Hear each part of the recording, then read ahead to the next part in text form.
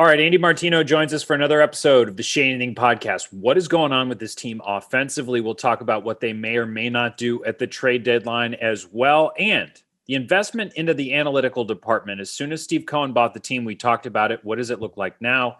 It's all coming up on a new episode of this podcast that starts right now.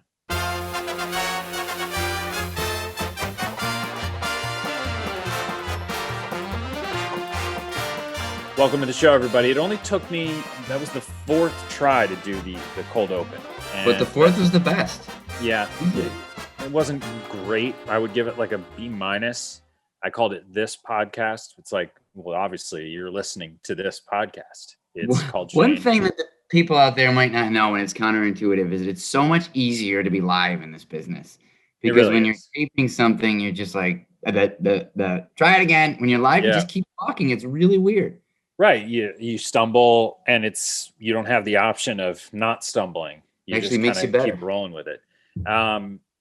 Reminder to subscribe, rate, and review to this podcast wherever you get your podcasts, including this podcast, Spotify, Apple, wherever, and rate and review us as well. Shea Anything's brought to you by Verizon. It's 5G built right for the Mets from the network more people rely on, only on Verizon. So I have the sponsorship read yips in the rearview mirror. The cold open yips now are there. They're front and center right now in my brain. Since we last spoke, Andy, the Mets are struggling. And I think you've made the point all season, this is a good team. And I think the best example of that was the fact that they were able to tread water through all the injuries. And we talked about the bench mob and VR and PR and Pilar, and those are two different guys, and Jose Peraza, and like all the guys that stepped up. And the investment that kind of we're talking about there is everyday quality big league players being signed into bench roles, because this new regime not only could afford it, but saw value in having expensive bench players and expensive depth pieces. Now, Andy, we're talking about a team that's getting healthy and still not scoring runs. And I don't know if there's something about Citi Field. I mean, if you take the under for every Met game at Citi Field, you will most likely win that bet. But this team offensively is really struggling. Do you see anything, do you read anything into it? You've been watching baseball for a long time. Is this anything more than just a blip? It is the great mystery when teams go in and out of these funks. Just been covering the heck out of the Yankees lately and trying to, because I really think it's fascinating, like what's going on with their offense. And you can cherry pick this or that reason, but ultimately it's a mystery even to the smartest baseball people why this happens. I think we talked about, Doug, on the podcast last week about how when you bring back the starters, you may have better players, but a worse result, like because there's a certain alchemy that came with being those scrappy Mets playing with no expectations and playing over their heads for a while. And it's possible that guys like McNeil and Conforto and Nimmo, when he comes back, are better. It's definite that they're better, but possible that they don't win as many games because it's just, vibes are weird. Like collective energy, you can be more talented but less productive, and it's very difficult to explain why. I mean, obviously, Francisco Lindor just becomes the one more definitive answer to your question about like what's going on. It's like they gave $340 million, $1 million to this guy who's not an offensive catalyst at all that we've seen, and that's concerning, obviously. But other than that, I don't know. I don't really see anything at all. I mean, you see Dom Smith and the year-long struggles with off-speed pitches that sometimes have gotten a little better, sometimes haven't. I mean, you could go through individual guys, but no, I don't see anything too terribly weird or concerning. You see Pete Alonso looking more like last year's version than 2019 again, something like that. Well, good spurts. Go ahead. Sorry. Well, I was just saying, I was watching the Dodger game last night and looking at Cody Bellinger hitting like 227 and how sometimes he has an MVP and sometimes he's horrible. And, that's could be Alonso's trajectory too. Like not everyone's Mookie Betts year in, year out. So I think for any listener out there who's been with us long enough to hear all of, Keith's episodes, when I think of Keith and his opinions on this podcast, I think of Dom and Pete. Pete, because Keith was quick to point out last year that, look, when you haven't done it like 3 or 4 years in a row, like a track record, you can't be shocked when each year's different. To your point about Bellinger, like the great ones are Mookie Betts, Mike Trout, like year after year, they're good. And so I kind of made a mental note about Dom Smith after last year, even where I was like, Doug, don't be shocked if it doesn't translate into next year because you don't have the track record yet. It's not saying that Dom or Pete they're not going to end up having great careers. I think they both probably will. But it's just 1 year does not necessarily translate at all into the next until you see the back of the baseball card where it's consistent. And it hasn't been like that. And look, last week, after we taped Andy, I was thinking to myself, wow, I can't believe I even put Jeff McNeil and potential bench player in the same sentence. But look, like to your point about vibe, I'm kind of like trying to tell myself not to just think of players as who I think they are. Mm-hmm. It's, are they producing? When you're a good team, are you producing? And if you're not, do we need to evaluate your role?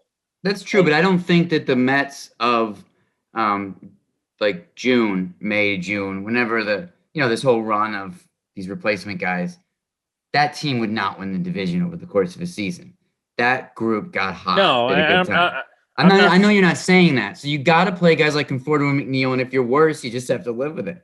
Yeah, they're better. It sounds so weird when you put it that way, but you know what I mean. And I think if you're worse, when you're saying that, we're talking probably temporary. We have enough games left in the season. That's why you play them. There's enough games left in the season for it to even out. It will eventually plateau.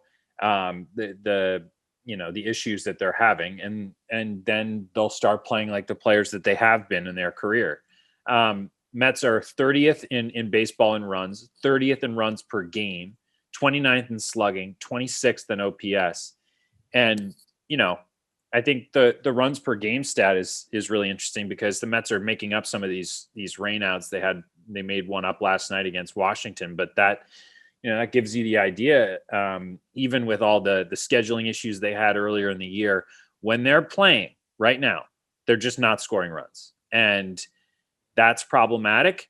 It goes to show you the cautionary tale that every good team can be early in a year. When you're relying on one part of your team when another one is struggling, eventually those things will ebb and flow. Taijuan Walker's already getting pushed back till Friday, I believe it is this week. Marcus Stroman's on leave because of the death of his grandmother. DeGrom has already had multiple issues with his body this year. Mm-hmm. Those three guys can only carry the team so long. And the bullpen can only carry the 4 and 5 starters for so long before the strength of this team is going to become a weakness. It's just bullpen's the way carrying the 1 and 2 starters too. I mean, the bullpen's absolutely carrying DeGrom, right? So it's not just the back end. That hurts. That's a good point too. And just from reading between the lines, the decision about Walker, for example, like Andy made the point this past offseason, before Walker admitted it publicly to the press, I think it was last week, the Mets were his only big league offer. He did not, talking about track records, he did not have a big one definitely in terms of going deep into a season, throwing lots of innings. Luis Rojas realizes the commodity that he has in those three guys. And to your point, even when they are on the mound, the bullpen is helping carry them. Yeah. So that's why I would say, look, the Mets offense really does need to step up. Maybe we're not seeing anything actually concerning and it'll eventually level out. But if they don't, this group of pitchers can only do so much for so long. So that would be my opinion on it. I'm not trying to overreact, but I agree. I am saying that that's kind of the way the long season tends to work, is it's just like at one moment you have a strength, but you keep riding that and riding that and riding that, and it won't be there in a couple weeks. I agree. Look, I know I keep saying they're a good team, but they haven't had their whole team on the field, so those bottom barrel offensive rankings are not quite fair, but they are accurate. They're there, and that's not a 30th in offense is not a good team over the course of the year if that keeps up. They're lucky to be in this division. Obviously, I still think they have a lot of depth and a lot of talent, a lot of high-end talent and a lot of low-end talent and a good roster. But yeah, I couldn't agree with you more that if the offense doesn't pick it up, we're having a different conversation in another month or so. All right. Once again, you're listening to the Shea Anything Podcast, brought to you by Verizon. It's 5G built right for the Mets from the network more people rely on, only on Verizon. Let's do a 3-batter rule. We'll start with that rotation that we're talking about. So, you know more about the way that GMs front offices are wired, Andy. Fans, I don't know how they feel right now about the return of Carrasco and Syndergaard into the rotation. Like, are Met fans out there thinking you've got two potential studs, they're coming back, or are fans skeptical? And I think the latter is probably a little bit more rational. But where do you think Sandy Alderson and Zach Scott fall on the fact that you have two highly paid starting pitchers that you're hoping return in August or September? Does that dissuade them from including any prospect that they like in a deal to acquire a starting pitcher at some point? Got to dig a little deeper on that as the month goes on, because we're still before the draft. I think it's still a little hard to pin down for them to pin down where exactly they think their team's going to be and what their needs are going to be at July 31st. But they're more hopeful about Carrasco contributing, certainly. I mean, he's said to be progressing quite well.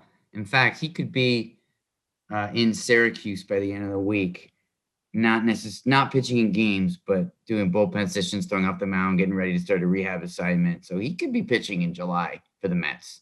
Syndergaard's like, I don't know, bring back at the end of the year. Like hard to know what you're going to get there, September or something. Could also be a reliever when he comes back. Can't do that though, because I thought that too when I first heard about his setback that day, and then it was like, no, he can't do that because that's even riskier. Coming off the elbow injury, you put the guy out there to get hot in the bullpen and pitch on back-to-back days and stuff. That's probably not going to work health-wise for him. It'd be nice, but no. So, yeah, if Carrasco could come back by the end of July and they could see what they have, that would be awfully convenient for them to assess what they're willing to give up for a pitcher. They're going to need to fill out. They're going to need something. Whether it's, the J Haps of the world, they're going to need something. I think the question is, how much do you give up prospects for a more top to mid rotation guy? And is that something definitely a starting pitcher, or do you think they would add to an already good bullpen to just make it so that when Jared Eichhoff pitches, you're not worried about him going more than 4 innings? I think they'll probably look at it in terms of covering innings and what can you do, what's the best value, and what are the asks on starters and relievers, and probably go from there. Then make a judgment on what the smartest play is. Yeah. Second of the 3-batter rule I'm anxious to get to because I think it's fascinating to examine. So Conforto comes back. I still remember how upset he was when he spoke to the media for the first time after his injury. And I couldn't help but think that part of his disappointment when I'm sure that MRI came back and he realized it was a significant issue in his hamstring, that he was watching money go out the window. Sure. And that's just a human, feeling. If you only have a certain amount of time to prove yourself for your next job and, you cut that time in half, that's really frustrating. So now if you look at his options, it's either play great the rest of the way, and maybe you have a postseason on a big stage to get a huge contract like Beltran with the Astros or something, or you go through some struggles, you play pretty well, and then you have a qualifying offer staring you down because, and we talked about this with Jim Duquette last week, That sounds crazy for a position player, left-handed bat with power, but it's a lot of money for 1 year. And if you think you're worth $200 million, or you think you're worth more than George Springer, and you're not going to get it, especially, I know you're going to bring up a potential work stoppage. Everything's complicated. So what do you think he's thinking right now, and how does he avoid putting a ton of pressure on himself to get hot and get hot quickly? Good question. And Scott Boras, his agent, is not afraid to do the 1 year deal. So it's an interesting route that they could take. I bet if Boras represented JT Realmuto, I bet you anything he would have gone for the 1 year pillow contract instead of settling for so much less than what Realmuto wanted from the Phillies. So we'll see. There's a weird recency bias with free agency. You'd think that front offices would be more rational than that and weigh Conforto's whole career and be like, well, he pulled his hammy, big deal. He's still this whole package. But there actually is this inflation of price that comes with finishing hot, on your walkie or being hot. So maybe, look, if he's the World Series MVP, then we're having this conversation too soon. We'll see how it plays out. I would imagine it would be difficult for Conforto as a human being and that be weighing on him. But that's why these guys, I think that guys who make it to professional baseball are great athletes, and the guys that make it and stick in the major leagues are the ones who have this unbelievable mental focus and ability to somehow just deal with stuff and tune it out and perform. I think that's one of the big separators between guys who stick. So I'll bet he'll be able to do it. Most of them are. Isn't it probably funny, has to get his rhythm back. To your point, isn't it funny how we talk about front offices like they're, so much smarter than we are in terms of analyzing baseball, but there's still a component of it where they're watching the playoffs on TBS like the rest of us, and they're like, oh my gosh, this guy's clutch. I'm going to give him a huge contract. Like, Pablo Sandoval was a decent player in San Francisco, but they were a consistent playoff contender, and he was very good in the postseason, and he got a huge contract from the Red Sox. Human beings making these decisions. You're right. It's not always rational. Look at Lindor. I mean, that was not a rational thing. That was like, traded for this guy. We want to sign this guy. Now it's like, oh, whoops. I mean, the things just get out of control sometimes when players are available and have a price. You really think always rational? You were just saying that you would hope that you could be rational about Conforto. Okay, he's got a bad hammy. You really think that they're being irrational enough to already think, oh, whoops, about Lindor? I think anytime. I think the Padres are, oh, whoops, about Tatis probably. I think anytime you guarantee a guy that many years when anything could happen, that's pretty. But why would you be, oh, whoops, with Tatis? I mean, because they guaranteed money to a guy with some health concerns and just the uncertainty of the universe when they didn't have to. It's right, but so you're saying that as soon as he signed the contract, they were like, oh, whoops. No, they had a nice day. Woo! And then oh man, locked in for now. It's like Stanton, Garrett Cole, Lindor, Tatis, none of these are good for their organizations. And they all happen in part because front offices, owners, GMs, fan bases, everyone just yeah, we want it. And then a couple months go by after the nice press conference, you're like, we should not have done that. I will say the Padres are basically selling out Petco Park. I am sure their ratings are up. And if you've ever watched that team with or without Tatis, it makes a huge difference in the entertainment value. I don't think that's going away. You just didn't have to give him all those years but somebody was going to. Not anytime soon. They controlled. He hadn't even played a full year in the big leagues. But he is a sensation. He's Ohtani level sensational. But you didn't have to pay him now. You didn't have to assume the risk of 7, 8, 9 years from now. There's no reason to. Same thing with Lindor. You could have let Lindor play this year, and then you could have signed Corey Seager. That I agree with. But we're talking about a player who you were going to pay an arbitration in Tatis versus a player who you didn't have to pay for more than a year. They're very different circumstances for the Padres and for the Mets. Yes, but let's say that Tatis walks outside his front door, trips on his front porch, his foot falls off. You're paying him $30-some million in 8, 9 years. You didn't have to. Yes, And then your whole organization's screwed up. Every fan of any other team in baseball would want that guy at that contract. Well, that's crazy. the Padres made a big mistake, and you know it. And ask if you don't agree I with me, don't ask know Jim it. Duquette, because he agrees with me. I don't know it. If that player, he's got the pedigree, the personality, the position, the skill set, literally everything that you want. If you don't want him as a high-priced employee of your organization, then who do you want? You don't want to commit to any player 9 years from now when he's already in your organization and you don't have to. That's what I'm saying. In order to get Garrett Cole, the Yankees had to go 9 years. That's going to suck probably one day.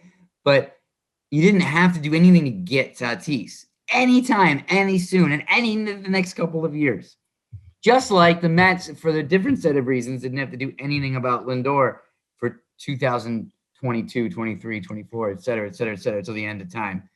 There's just teams that do things. This conversation started on the lack of rationality that happens with front office decisions, and those are the Tatis and Lindor contracts are two examples where it was just like gimme real quick, let's do this, and then. But you're talking like a little bit like you're being rational. I'll give you that.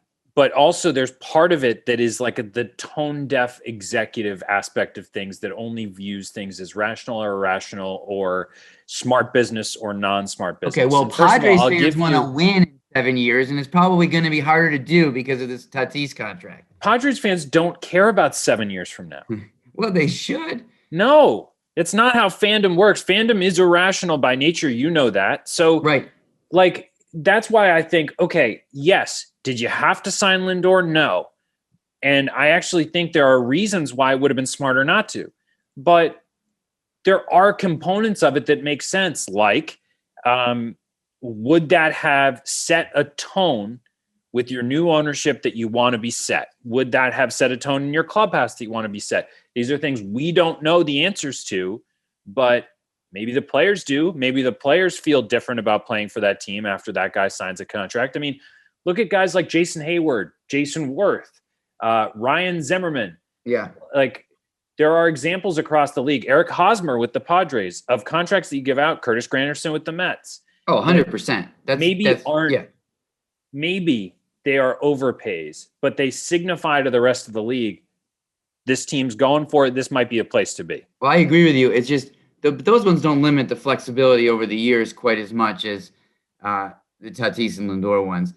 Look at the Stanton thing. That's that is an example like Tatis and Lindor where you're limiting what you can do for so long on your payroll and around your organization. That's my issue. Yeah, I understand. Okay, Jeff wants us to move on. Jeff doesn't like, fiery conversation. He just prefers us to talk about. Stick to the script, and if something feels good, don't go with it. I think that's what they tell you in broadcasting. Okay, so third of the 3-batter rule. Do you think that there's any team in the National League East that can reasonably compete with the Mets? How about those Washington Nationals? It's funny.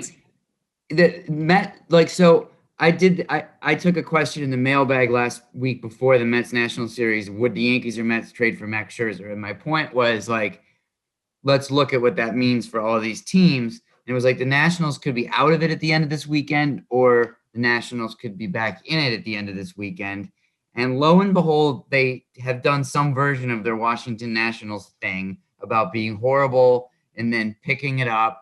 And I mean, it's such a brutal division. They're so flawed that I wouldn't get too excited if I were a Nationals fan if such a thing existed. I think Washington's like a bunch of congressional aides that go to the games and don't watch. But if there were Nationals fans, I think maybe they would be excited right now. I don't know how excited they should get. That's the only team you could even imagine, right? I mean, we're talking with the Phillies, we're talking more about Joe Girardi, can he last the year, not is that team going to go on a run? And what else is there? In the division. Who am I forgetting? The Braves? Come on, they're missing everybody. We'll see how this week goes. I mean, the Mets are running out some very unproven pitching against them tonight, and we'll see. Maybe the Braves will announce themselves as back in it this week. But to me, I still think the Mets will win the division. The Nationals have to scare you a little bit because of the history of the patterns that they tend to follow. Kyle Schwarber is not going to hit 15 home runs every month, though. If he does, that would be really cool. But it would be fun. Yeah, he's at an insane level at the moment. Okay, so let's analyze something, Andy, that I'm curious about. I was having a conversation last night, and it's one of those things that I reminded myself to kind of talk about as we moved into the season, because when Steve Cohen bought the Mets and when he hired Sandy Alderson, one of the things that you told me was this front office is kind of being cobbled together in real time. And you knew that one of their goals for their first 100 days in office, to use a presidential term, would have been to rebuild the analytics department, but not just that. There's all sorts of branches of this thing, of a front office that they wanted to bolster. So from what you know and understand, how different does it look right now than covering the Mets team of old? Well, there's a lot of guys with iPads walking around who I've never met before. A lot of new people. Truly, during the last Alderson administration, there was 3 or 4 analytics guys and knew them all. It was mom and pop level of analytics department. These guys were good. It just wasn't built out into a huge department. And now it continues to grow. These guys continue to step up the information that they give to the manager and coaching staff to support them. As we've discussed, the front office is significantly happier with Luis Rojas than it was earlier in the year. And part of that comes from the information he's getting, his ability to implement it, the whole infrastructure that's supporting a manager and coaching staff has definitely changed a lot. And Zach Scott is somebody who brought that mentality from Boston, was able to really hit the ground running with the analytics side. The question about him was going to be, is he able to straddle both sides, or is he just an analytics guy? That's the fair question about him. He's proving himself to be very personable, and we'll see how all that goes. I don't want to say that that question has been answered yet, but they've definitely shown they followed the path that Alderson said they would follow with analytics, R&D, and how that manifests in game planning and all that kind of stuff. I find it fascinating and important in our roles, Andy, to shine a light on the signings and hirings that aren't just reported by you and Ken Rosenthal and Jeff Passan, but also, the ones that we don't hear about. And if you've ever talked to anyone in your life who wants to work for a big league front office and has that type of encyclopedic baseball mind, you realize how important these brains are to the baseball operation. And it's not just about analytics and information and numbers and the changing game and, anything like that. It's also about these things translate to wins because of signings. So yes, it was important that the Mets signed Jonathan Villar, but somebody told Zach Scott or Sandy Alderson that, hey, I know this player played terribly against the Mets last year, but he's a catalyst and is really good at this and that, and will change the way that our team is viewed in terms of base run, more analytical than even I'm being right now. But don't you think that with every signing, there's a reflection of what's going on behind the scenes? Oh, sure. Of course. Yeah. And that Bryn Alderson's pro scouting department deserves a lot of credit for a lot of these depth signings. And as we get, it's not just the signings, but as we get deeper into the Zach Scott, Sandy Alderson, Steve Cohen administration, you're going to see those new hires, of course, impact acquisitions more. What it's already impacting is day-to-day game planning. I'm not saying it's all positive. I mean, you have the hiring of a hitting coach who hasn't done it before, and that hasn't had an impact yet, necessarily results-wise. We'll see how that goes.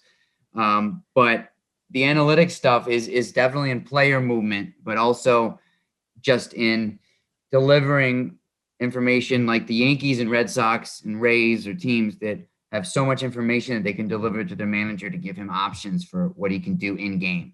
And that's what these guys in these departments are churning out day in and day out. So it's even more than just the roster. It's how the game is played. Now, we could have a whole other side discussion about the good and the bad that does to the style of play in baseball and what teams do, but that's how it goes for sure. Right. It's a funny way it's like, I'm couching this conversation by saying this all may be ruining baseball and the watchability of the sport, but in this current state of the game, it's also leading to some wins. Well, you know what the Mets lost from a purely baseball standpoint when they lost Jared Porter? The reason that Jared Porter had to be let go because of the harassment, of course.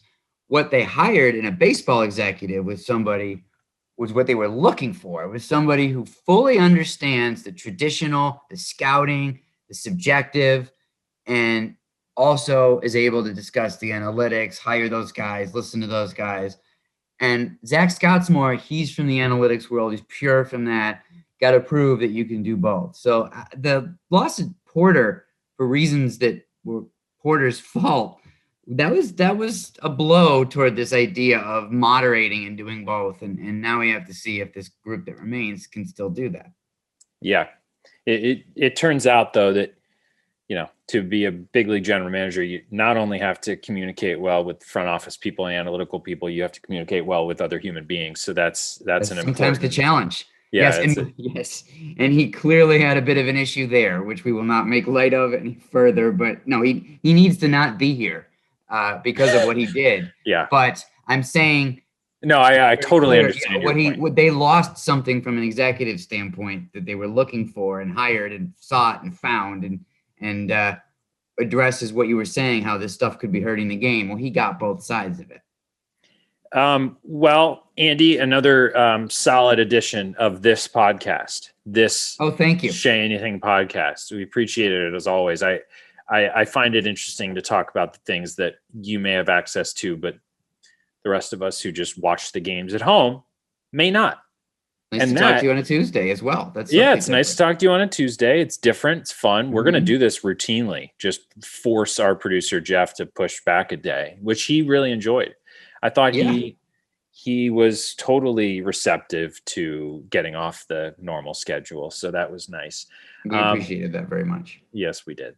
Once again, the Shea Anything Podcast is brought to you by Verizon. It's 5G built right from the Mets for the network more people rely on only on Verizon. I may have just messed up the for and from, but we don't have to dwell on it. It's happened before.